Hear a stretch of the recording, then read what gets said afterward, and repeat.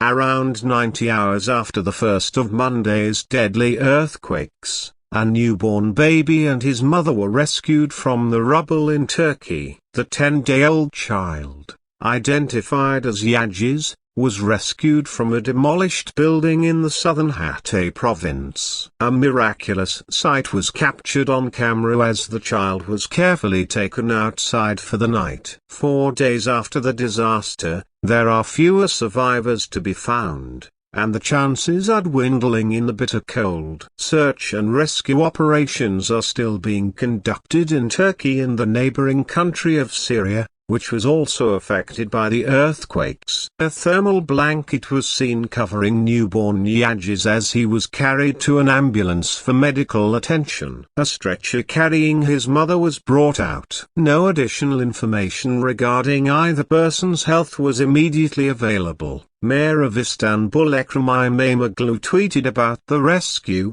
stating that it took place in the town of Samandag and that his teams were reportedly involved in it. Although it was unknown if the third man had any connection to the other two, video obtained by the news agency Reuters also showed a man being extricated from the ruins.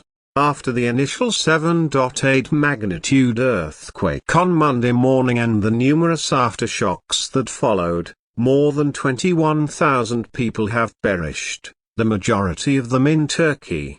As a result of the widespread homelessness and lack of shelter, water, fuel, and electricity, there have also been concerns about a secondary catastrophe, the disaster of the century, according to Turkish President Recep Tayyip Erdogan, has occurred. The estimated 88 billion lira, $4.6 billion, £3.8 billion, raised from an earthquake tax has been questioned by opposition figures, who have accused Mr. Erdogan of failing to prepare for the earthquake. The levy, which was initially enacted in the wake of a devastating earthquake in 1999 that claimed more than 17,000 lives, was intended to fund emergency services development and disaster prevention.